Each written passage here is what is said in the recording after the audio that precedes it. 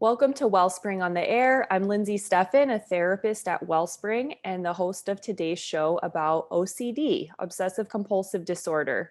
So here with me today is Carlos Izquierdo. Thank you for being with me today, Carlos. Thank you for having me, Lindsay. Yeah. So why don't you tell our listeners just a little bit about yourself, kind of your experience and what you've been doing with us at Wellspring?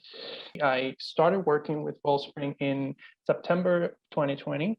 And I've been, before that, I was working for a while with autistic children and people, especially minors that suffer autism, ADHD, and similar disorders. And I was working as a behavioral technician, providing behavioral therapy to this population. And then once I started my master's in mental health, I decided to take the route to become a mental health counselor. Yeah, and we've been so happy to have you. And yeah, I know that OCD is a special niche working with that kind of anxiety disorder. So we're going to just dive in and, our listeners maybe they've heard of OCD and there's stereotypes from movies, but let's really talk a little more, clinically, what is the true definition of OCD? Yeah, as the label says, obsessive compulsive disorder. So OCD is made up of two parts. One is obsessions. Obsessions are intrusive thoughts that are experienced as intrusive. They're persistent, they're recurrent, and they cause a great deal of distress in the person. It can be a feeling of anxiety. It can be a feeling of disgust. It can be a feeling of incompleteness. But those thoughts trigger those emotions, and then the person, as a response to those emotions, tries to get rid of that by performing what is called compulsions. Compulsions are a sort of behavior that is meant to reduce the anxiety, the disgust, or the nagging feeling that those obsessions cause. And the ironic thing about compulsions is that even though they may bring some temporary relief to the person performing the compulsions, in fact, they don't solve the problem, because the obsession then comes back and then causes more anxiety. And then the person finds his or herself trapped into a sort of loop or a vicious cycle of obsessing and then performing a compulsion, obsessing, performing a compulsion. And actually, it has been shown that the more the person performs the compulsions, the stronger the obsessions become. So it's really it's like a loop. It's like a loop. Yeah. Yeah, it makes sense. Yeah, the more you do it, the more you have to do it. It's kind of like, I even think of when we work with drug addiction, it's kind of like, oh, you get that high and you're good for a little bit, but you always have to go back to it. It never stops. It never satisfies, and you're good to go. So I kind of see some of that loop that you get stuck in behaviorally. Yeah, and that's an interesting. It's interesting that you brought the case of addiction, because there's a lot of similarity, but there's one important difference between addiction and OCD. Usually, addictions begin by being pleasurable. OCD is never pleasurable for the person who's having those obsessive thoughts. Actually, the person just he or she wants to get rid of those thoughts. Whereas, the addict, at least in the beginning, the early stages of the addiction, enjoys whatever the substance or yeah, they're getting more of that dopamine release. But yeah, it's performing the compulsion, whether washing your hands, or I know we'll go into some actual examples in a minute, but yeah, it was always very anxiety producing, I hear you say. But there is a big similarity between addiction and OCD. OCD is like similar, like addiction is OCD like. Okay. Yeah. But there are also some differences. Now, what are we talking about? Let's use some concrete examples. So there can be as many obsessions as there are people. Any thought can become an obsession. But through studies, and these studies have been conducted not only in the United States but across the world, we have been able to find that there's about 3 or 4 dominant types of obsessions and compulsions that account actually for about 70% of all cases of OCD. And that tells that there may be a really strong genetic component, because we can see that through different cultures. It tells that there's a strong genetic component in OCD. Now, one of the most common cases of OCD is what is called obsessions where cleaning or contamination. So there are people that are extremely afraid of being the victim of some kind of contamination. It can be either getting a virus, touching a doorknob and getting infected or by germs. And then they're constantly worried about that possibility. And usually the compulsion that is used to try to solve that is just it's called cleaning compulsions. For example, if you're afraid of touching doorknobs or touching, I don't know, tables in restaurants because you think you're going to get a virus, then those people may, go to the bathroom many times, wash their hands over and over again, with the hope that they will make sure that there isn't the slightest possibility that they get the virus. Yeah. So, and then, but what happens is that it doesn't work. Like the more they wash their hands, the more they get obsessed with getting a virus. Right. And there's a big mystery there. And apparently it is also connected with the brain. We're going to talk about that later. But now I would like to mention another case. So that's cleaning compulsion, cleaning obsessions and compulsions. But there's also harm obsessions. And it's people that are concerned about getting harmed themselves or harming others. Yes, I've had some of those cases. And even just in case we have a listener who's maybe very disturbed, I mean, I've had clients who are loving parents, but even have a compulsion or a thought that, what if I hurt my child? What if I'm cooking in the kitchen and I just stab them? And that's, of course, extremely disturbing. But we have to learn that's not your thought at all. That's OCD sending you that anxious thought. And of course, there's people who are violent or dangerous, but with OCD, with this kind of thinking, you're really not. You're not wanting to do it. You're in fact extremely distressed by it. Yeah, exactly. And actually, as you can see, OCD is very related to the difficulty in accepting uncertainty. Because people that are obsessed with, well, what if I want to hurt my children? It's not like they are 100% certain that they want to hurt the children, but just the fact that there is a possibility, even remote, just put them in distress. And then they engage in all sorts of checking behaviors. For example, the obsession can be, well, what if I leave the oven connected and there's a fire in the house and my children die, or maybe people in the neighborhood will die. And then those people need to go back and make sure that the oven is disconnected. Now, everyone has done that, once or twice, but if you do that 30 times, 40 times, 50 times a day, then your life is going to suffer, because then it seems like everything starts, revolving around your checking behavior.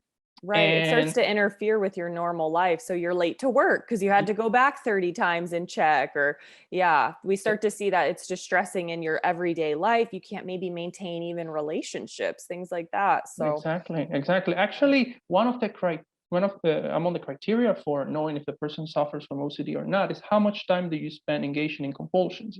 Usually an hour or more will be considered a case of OCD. Of course, there are different degrees of severity. There are people who only spend, around 1 hour, but there are people who will spend most of the day just checking if the oven is on, which is quite a very distressful thing. That's another one. There's also the obsession with symmetry or order. There are people that are so obsessed with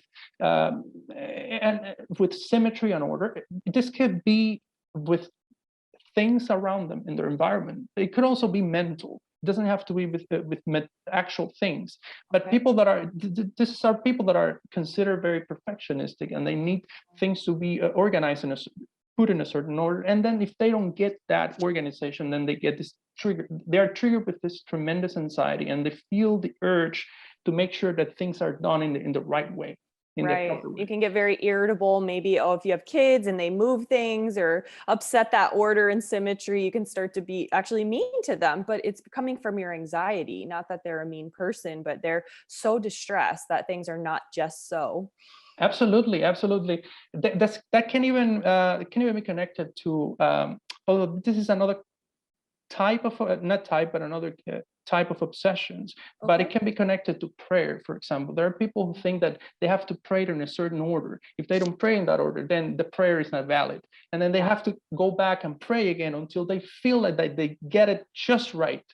And they can spend hours repeating the same Wow. behavior. So it's really distressing. Now this connects with a fourth category, which is the category of forbidden thoughts or taboo thoughts.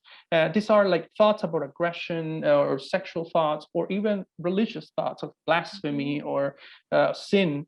And this can be seen. It's very common to see this among religious people. Obviously, people that are for them it is really important to feel that they're in good standing with God, that God is not disappointed at them, and they find themselves questioning, well, did I sin?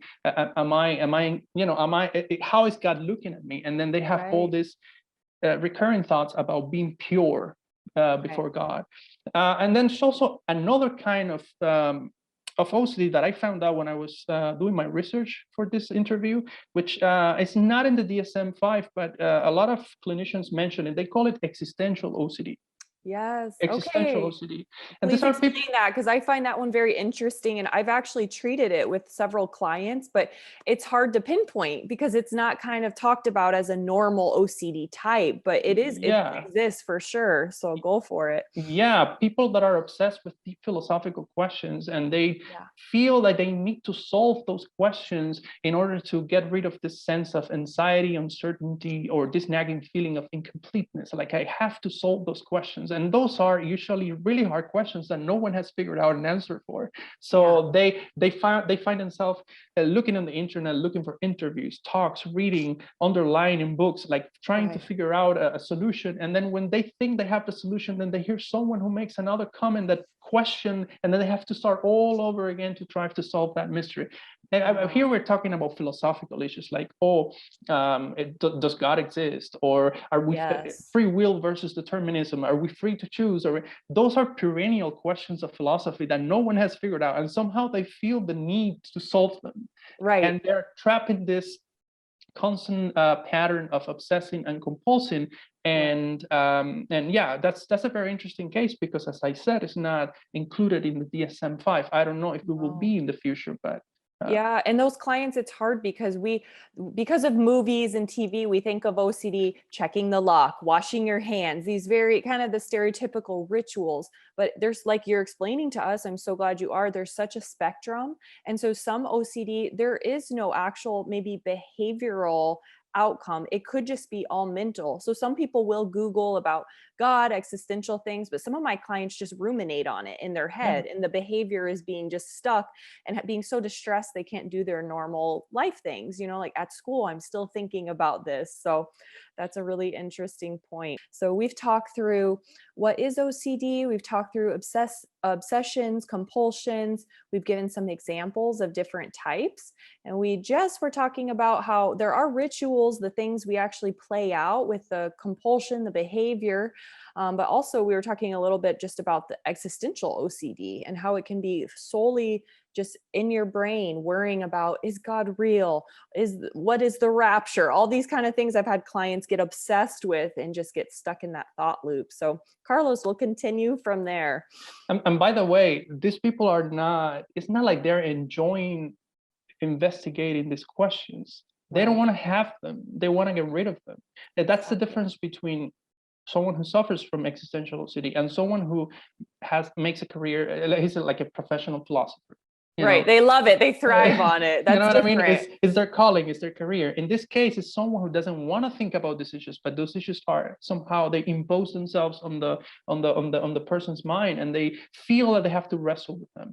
Yep. Good And distinction. yeah, and as you said, is rituals can be internal. They don't have to be some kind of external behavior. That's why sometimes it's tricky to diagnose OCD, because usually you say, well, you will tell if someone suffers from OCD because of the ritual, but if the Yeah. person doesn't have any external rituals, if everything is in the mind, and it could be like counting, praying, saying something quietly, or even trying to think about something, like forcing your mind to think about something, or to have like Yeah. a mental image that's to somehow neutralize the obsessive thought. You cannot see that externally. No. No.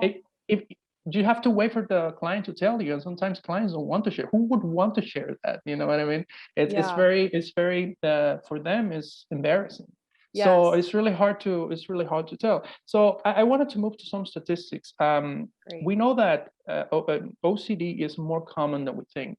Actually, the World Health Organization in 1996 published for the first time a list of the top 10 disabling conditions, and OCD was one of them in the Wow. world. They consider it is considered that about 2% of the world population suffers from OCD, and here in the United States, 1 in 40 people suffer from Okay. OCD. So That's more common than people imagine, I'm guessing. that's a great amount of people. Now, Yeah. why would it be that we don't see as many cases of OCD? It's because people that have OCD are very good at hiding it. Yeah. They're very good at hiding it. Now, one may wonder, well, what's the cause of OCD? Is it biological? Is it sort of learning or a cultural thing? Well, it's actually a combination of biology and learning. We know that people that suffer from OCD, there are certain regions of the brain. For example, there's a region in the brain that it reacts to uncertainty, and we know that people that suffer from OCD has a lower threshold for uncertainty, which means that it takes less uncertainty for them to react with anxiety. Okay. Like that part of the brain is triggered more easily compared to the quote unquote normal brain. So Okay. they will get really anxious about something that other people wouldn't, consider a big deal.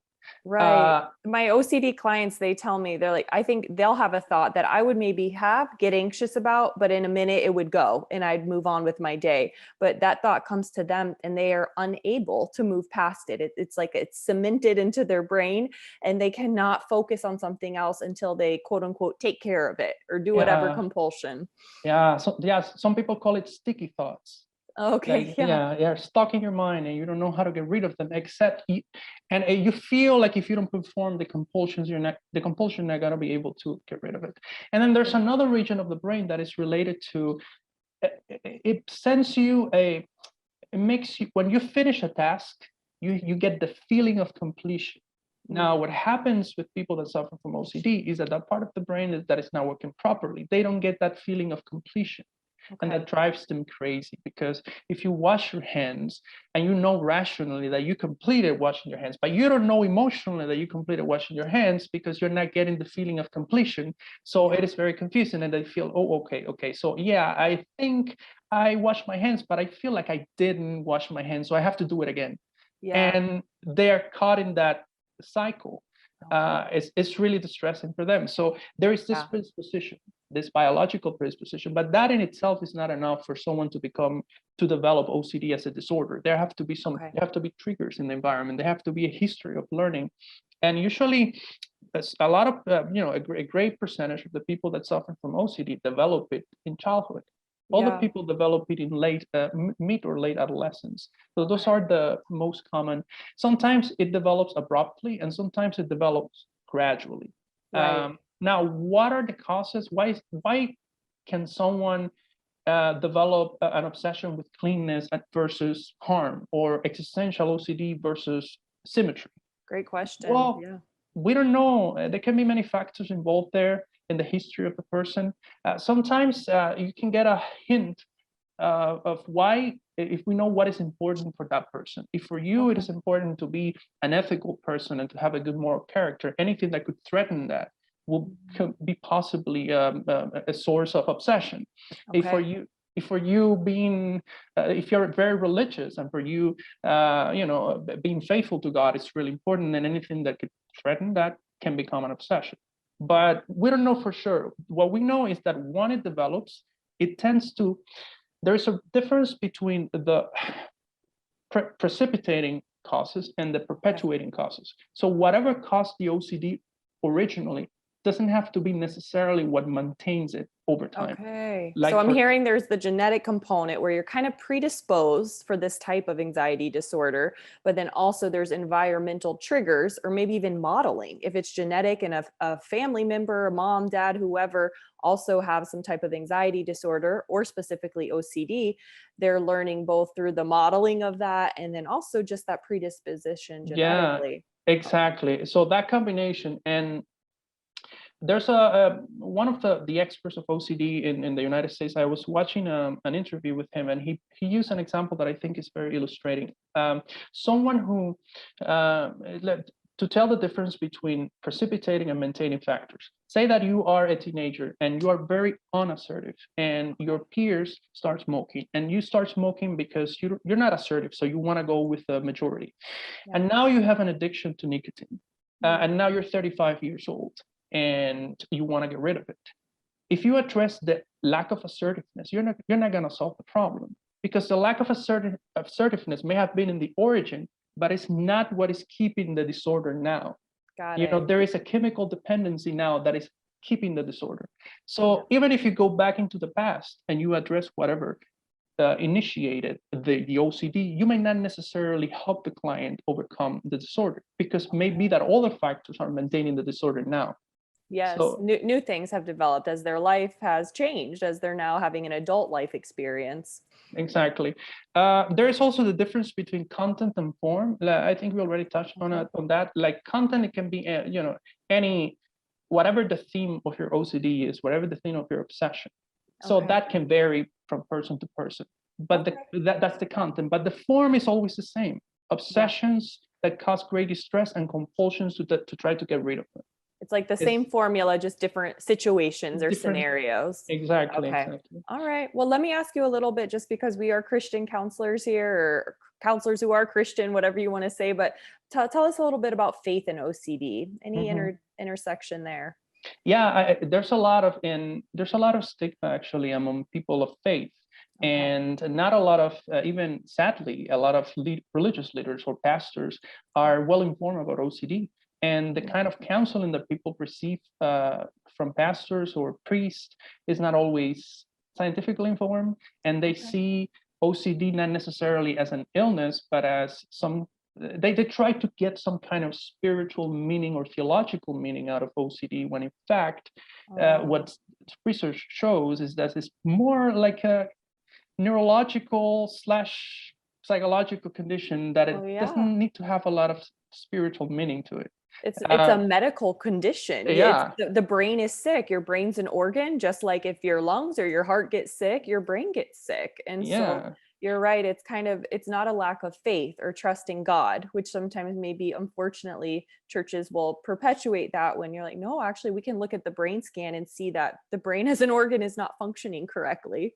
Yeah, you don't try to. There was an OCD uh, someone who was given a talk on OCD, and he was recovering from OCD, but he had suffered from scrupulosity, because scrupulosity is the name that is used for OCD when it applies to a religious context.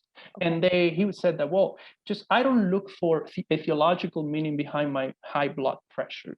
Mm, In the same way, I don't think why I should look for a theological meaning behind my OCD symptoms. wow. That's It's a just, great example. yeah, it's just a brain condition.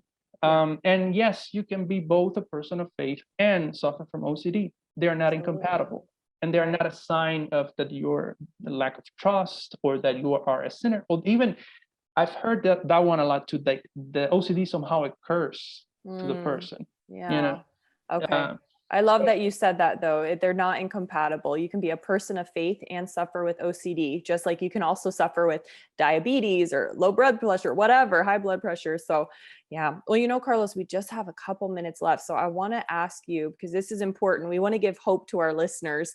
Can yeah. OCD be treated, and how? So why don't you briefly give us an overview there?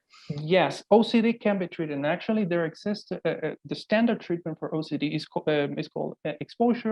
exposure and response prevention, ERP, and there are other modalities of therapy. Usually they're being combined lately: ACT therapy, acceptance and commitment therapy, and actually there is a good amount of research showing that it really works. You may need medication in the beginning, because depending on the severity of your OCD, you may need medication in the beginning, and medication also works. But what we have found is that therapy has the most profound and lasting effects. Amazing. Now, what we need, the key for this is, first of all, to have the right diagnosis, because OCD can be confused with other conditions. And once you get the right diagnosis, it is really important to find someone who specializes in OCD, because there Yes. are many of them. But it's really important. And yes, it can be treated, and the person can recover, and the person can have a meaningful and productive life, and can learn to deal with his or her OCD. Actually, there's Awesome. an expert on OCD that says that by recovering from OCD, you have to learn how to deal with uncertainty. And after you recover, you're not going to be normal. You're going to be better than normal because Yes. you're going to learn to deal with uncertainty even much better than quote unquote normal people. Yeah, than So the average person. Oh, that's so hope giving. Well, thank you for that, Carlos. And I can attest to that clinically. I've treated people with OCD or different comorbid disorders. And absolutely, you get to a place just so like with depression or any other disorder where you can live a happy, meaningful, fulfilling life, have normal relationships. It just takes that work and really healing whatever's going on in the brain. So, all right. Well, it's time to close out the show, Carlos. Any last thoughts before we wrap up? well, I just would encourage anyone that may think that he or she may suffer from an OCD or someone in the family to look for professional help. There is good treatment. The treatment Yes. works. Yeah. So, and yeah, that's what I would say. Awesome. Thank you, Carlos. Thanks for joining me today and teaching all of us a little more about OCD and what we can do if someone we love or ourselves were kind of resonating with this show and noticing maybe I should reach out and get help. So, again, if you joined our program midstream, you can go ahead and find the full complete episode on our podcast channel, Wellspring on the Air, or you can go to our blog page, wellspringmiami.org. Again, today's title is Obsessive Compulsive Disorder. So encourage us, let us know you're listening, drop us a line. You can email us at ontheair@wellspringmiami.org. Send any comments, questions, or maybe if you have a request for a show you would like to hear, definitely let us know. So it's time to wrap up. This is Lindsay Stephan with Wellspring on the Air, because hearts and minds matter.